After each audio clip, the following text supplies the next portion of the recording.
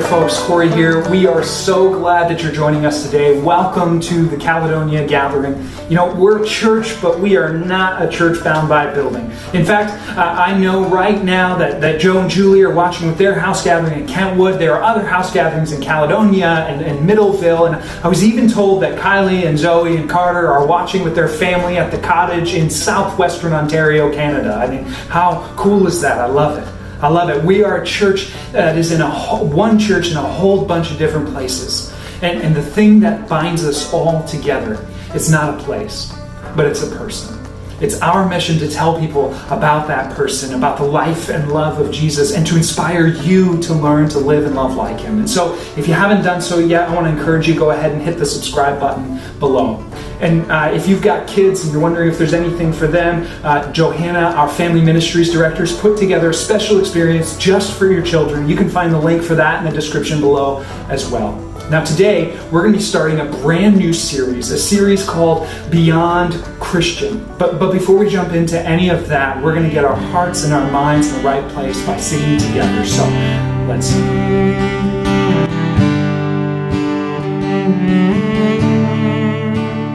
Here is love, vast as the ocean, loving kindness as the flood. When the Prince of Peace, our ransom, shed for us His precious blood. Who is love will not remember. Who can cease to sing His praise? He will never be forgotten throughout His eternal days.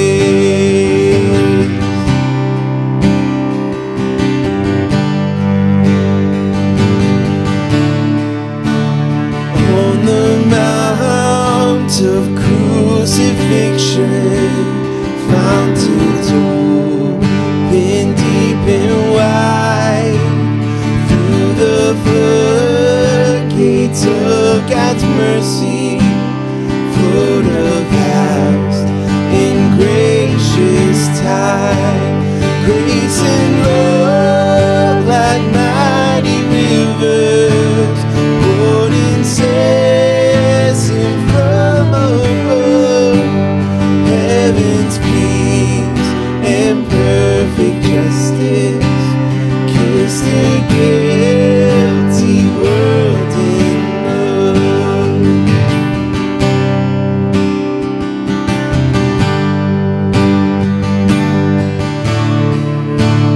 Let me all thy love accepting, love thee ever all my days. Let me seek thy kingdom only, and my life to be thy praise. Thou alone shall be my glory, nothing in the world I see. Thou hast cleansed and sanctified me. Thou myself hast set me free. Who is love will not remember. Who can cease to sing His praise? He will never be forgotten throughout His eternal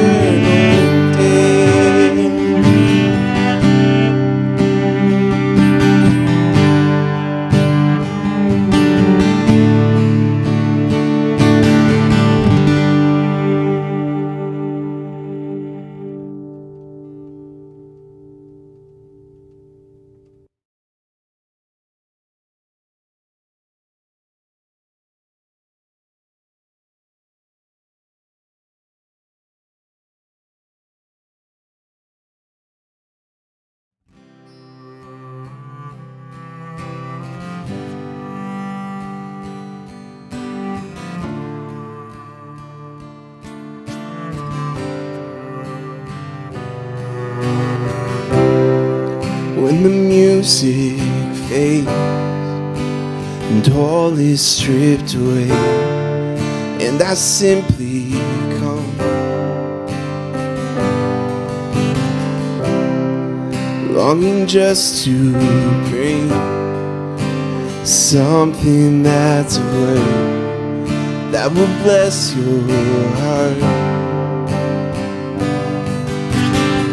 And I'll bring you more than a song, for a song in itself is not what you have required.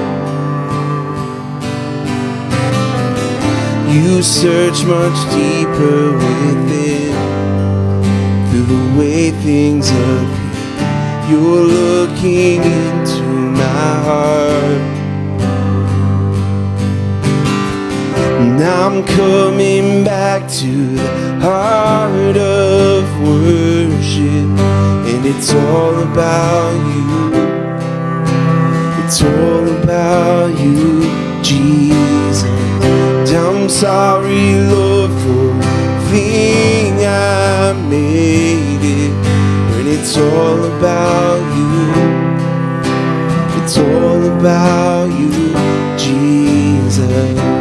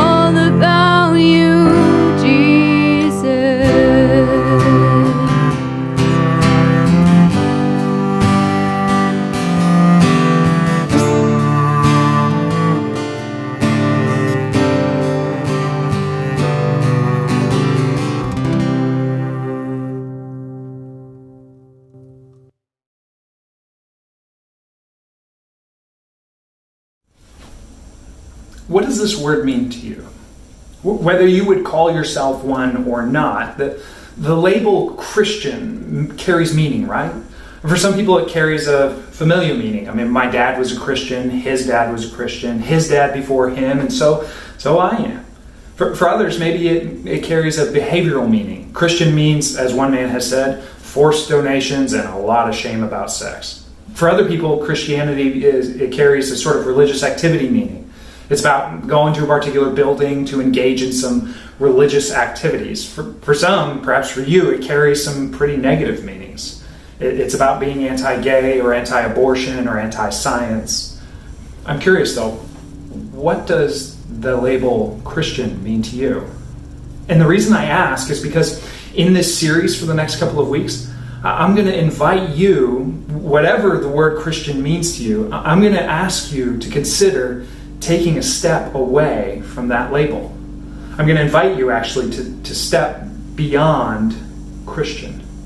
You see, the truth is, while labels are helpful when it comes to binders or my filing cabinet, it's way less helpful when it comes to people. Jordan Peterson, who's a professor of psychology at the University of Toronto, he once said that people are far more interesting and complicated once you get to know them. But you see, we often just assign and malign people based on the labels we give them. Maybe a label of being rich or poor, Republican or Democrat, conservative or progressive, left or right, Christian or not. The truth is, people are far more interesting than that, though. People are far more interesting once you get to know them.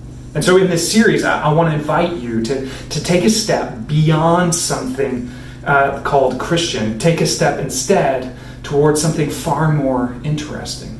Whether you would call yourself a Christian or not, because regardless of the meaning that you have attached to that label, I think you're far more interesting than the label you wear. And here's my promise to you. If at the end of our series together, you want to go back to your label, you are free to. But for these 5 weeks, would you be willing? Would you be willing to take a step with me beyond your label? Would you be willing to take a step beyond Christian in order to answer a question? And here's the question. If people are far more interesting once you get to know them, what is it that you want to be known for? What is it that you want to be known for? I think this is an especially important question right now because we're living in chaotic and frantic and weird and tumultuous times, and we live in a world of strong opinions and information and misinformation and no nuance and a whole lot of yelling. And so, especially during this time, what will you be known for? Now, to get us started answering this question together, we're going to read from the Prophet Micah. Now, Micah was a prophet in the nation of Judah during the 7th and 8th centuries BCE. And if none of that made any sense to you, that's okay. There's not going to be a test at the end of this where you have to have memorized all the historical facts. But here's what you do need to know. Jewish prophets were not mystical fortune tellers. They were mad truth tellers. That they often spoke the truth to power. They saw political, social, and economic trouble coming in the distance. Often they saw it way before anybody else did. And so they were called by God to call out their society and its leadership. They were called to call people to return to God's way of operating as human beings. Now, in Micah's case, he was called to speak that truth to the leadership in Judah. And he prophesied during the reigns of 3 kings, Ahaz, Hezekiah, and Manasseh. Now, these kings ruled during a war-torn time in Judah's history. It was a real Game of Thrones situation going on. Small nations all fighting and warring with each other while a superpower named Assyria was sweeping through from the east, just kicking butt and taking nations for themselves. Farmers were being killed in battle. Skilled laborers were being carried off into exile. And as a result, there were tons of widows and orphans, fractured families, pillaged farms and cities, and heavy taxation from Assyria. It was a chaotic and tumultuous time. And during a time like this, it was the expectation that the leadership, whether it was political or religious or business, the leaders of society were supposed to be the ones who would do everything that they could to ensure a just society for everyone, which meant ensuring that everyone had everything that they needed. But instead, the leaders during Micah's day, at best, they did nothing. At worst, they took advantage of the situation for their own gain. Now, while today, you and I, in the world that we live in, we often look to the behavior of the average citizen in order to ensure a just society. In the ancient world, it was the sole responsibility of the king to make sure that everyone had everything that they needed. But the kings during Micah's time, they did nothing. They allowed wealthy business owners to threaten and coerce unprotected widows into giving up their land. They left travelways unmonitored, allowing refugees to be robbed on the road, and they had no remorse for it. But they allowed religious leaders to tailor messages from God to whatever would cause people to pay them more money. I mean, exploitation and oppression and neglect, violence, those things were just commonplace. They were a regular way of life. And those responsible for putting a stop to it, those responsible for ensuring the common good for all people, they were negligent. And in many cases, they profited off the chaos. They lined their pockets off the backs of the poor. And all the while, every weekend, these same leaders would then just attend worship. They would pray their prayers. They would offer their sacrifices. They would sing their songs. And then they would just go on their merry way. And so it was in this context of political upheaval, the grief, the post-war traumatic losses, and the impending doom of yet another Assyrian military onslaught. It was in this context that Micah stepped in and he spoke up. He called out the leadership on every single level. This is what he said in Micah chapter 6, verse 2. Hear, you mountains, the Lord's accusation. Listen, you everlasting foundations of the earth. He's calling basically the planet to witness this case. And this is what he says. The Lord has a case against his people. He's lodging a charge against Israel. And this is what he says. My people, what have I done to you? How have I burdened you? Answer me. I brought you up out of Egypt and redeemed you from the land of slavery. I sent Moses to lead you, also Aaron and Miriam. My people, remember what Balak, the king of Moab, plotted and what Balaam, son of Beor, answered.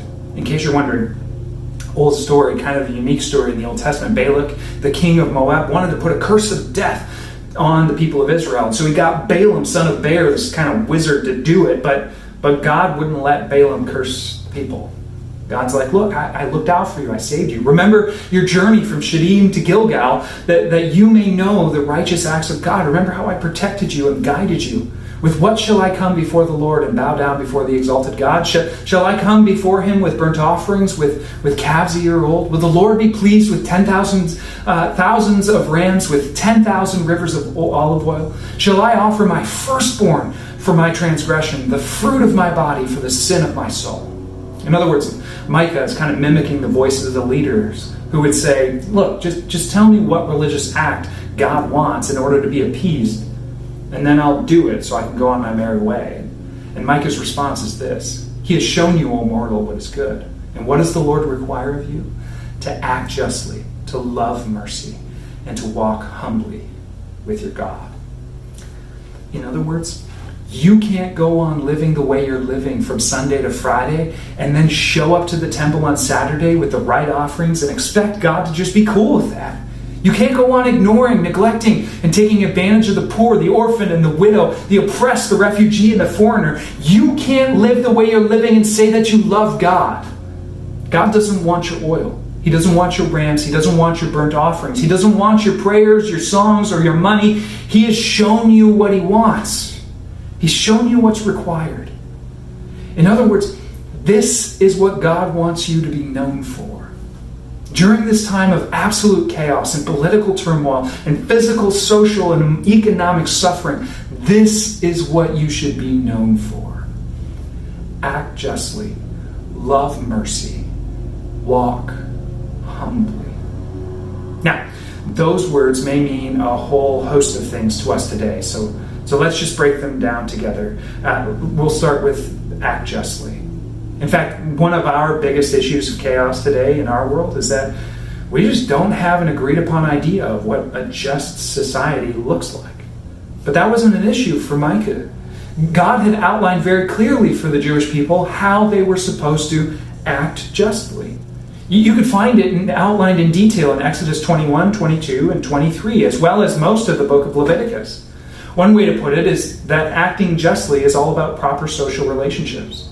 You see, after being slaves in Egypt for 400 years, God had to rehumanize his people. They were no longer to treat themselves or one another as objects to be used and abused for your own good.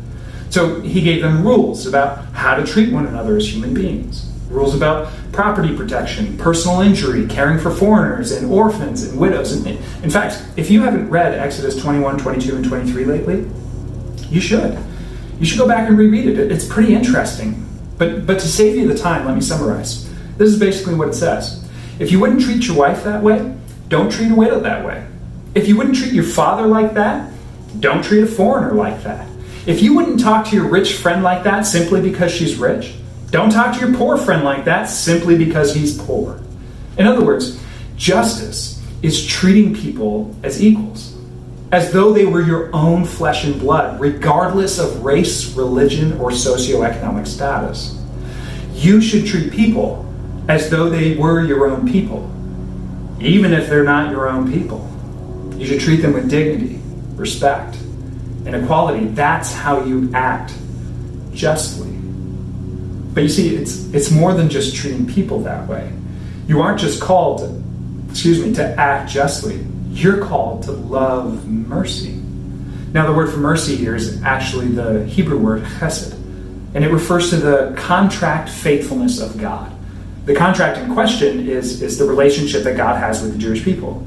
You see, God promised to their ancestors certain attributes if they would keep up their end of the deal. I'll be your God, you'll be my people, I will love you and bless you and protect you so long as you continue to obey me and uphold your end of the deal.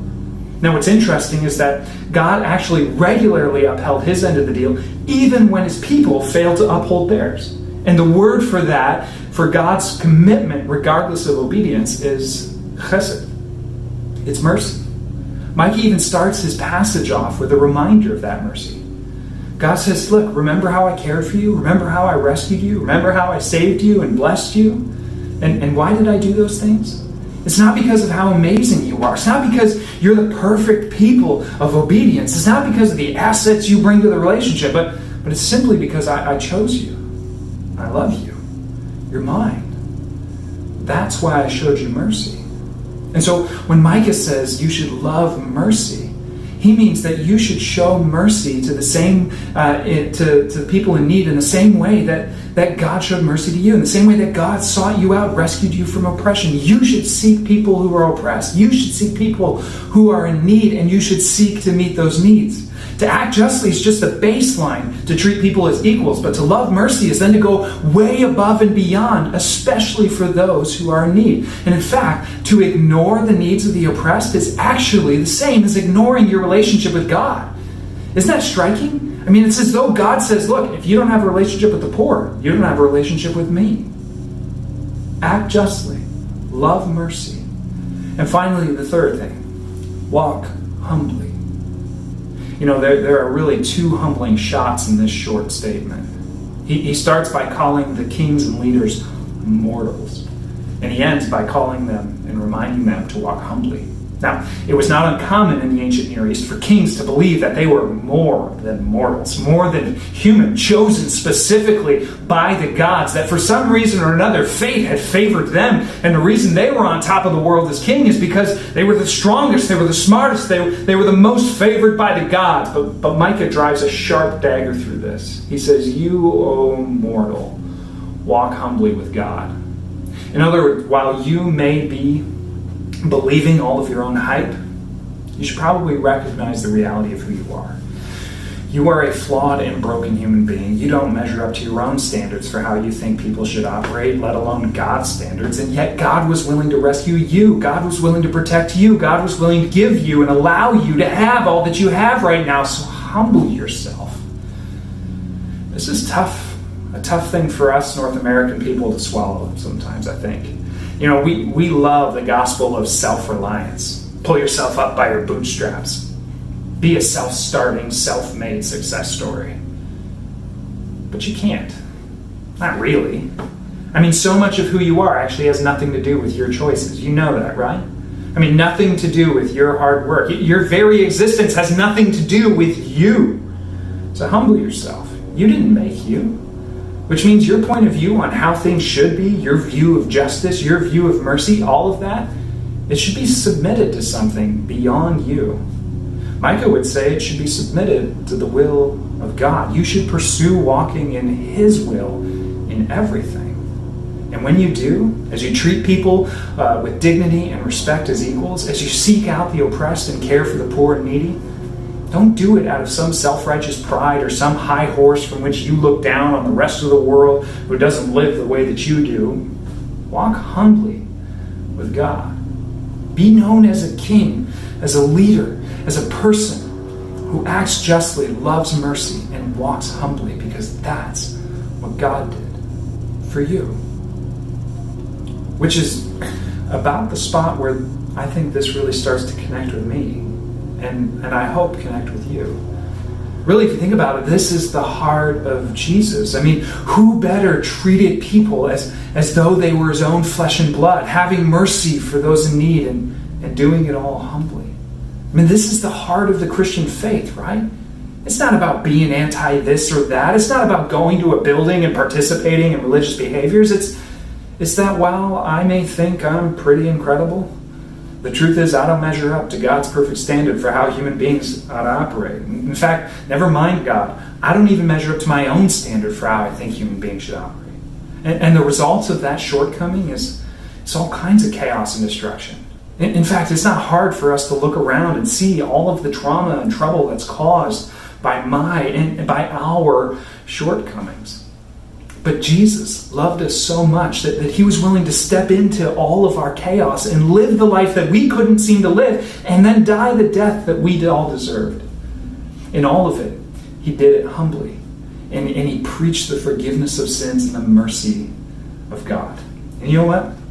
The reason his disciples believed any of that message that he spoke, and the reason that any of us still talk about Jesus today, is because God raised him from the dead 3 days after he was put to death, putting his seal of approval on him and his message. And so Jesus, then risen from the dead, sent his disciples out to teach people to do what he did, to teach what he taught, to live how he lived, and to love how he loved. Which is essentially the same as Micah's message. Act justly, love mercy, walk humbly. This is what you should be known for. Which kind of makes perfect sense, doesn't it? I mean, who wouldn't want to be known as that kind of person? As a person who treats others as though they were their own flesh and blood. A person who goes out of their way regularly to care for those who are oppressed and in need. And rather than guilt or shame other people, to do all of those things in humility. I mean, wouldn't you want to be known for that? Not simply by some label, but rather as a just and merciful and humble person? Now, you might be wondering to yourself, well, that sounds really nice, Corey, but what exactly does that look like in the middle of our chaotic world? What does it look like to act justly and love mercy and do it humbly in a world that's filled with so much misinformation, division, no nuance, and yelling? Well, that's a great question. And in this series, each week we're going to unpack one of 4 areas, 4 focuses of the life of a Jesus follower. Areas in which Jesus followers should be known as people who seek justice, love mercy, and walk humbly with God. Next week, we're going to talk about caring for the poor. And then we're going to talk about racial reconciliation. And then we're going to talk about sanctity of life. And then we're going to talk about sexuality. But for today, what do you want to be known for? Micah would say, treating all as equals, going above and beyond for the needy, and doing it all humbly is a great place to start. I mean, who wouldn't want to be known as that kind of person? And more than that, who wouldn't want to live in that kind of world? And you know what? That's the kind of world that Jesus invites us to follow him into. So will you do it? Will you take a step with me beyond Christian? Whatever that means for you. Would you take a step with me beyond Christian to something far more interesting? To follow Jesus.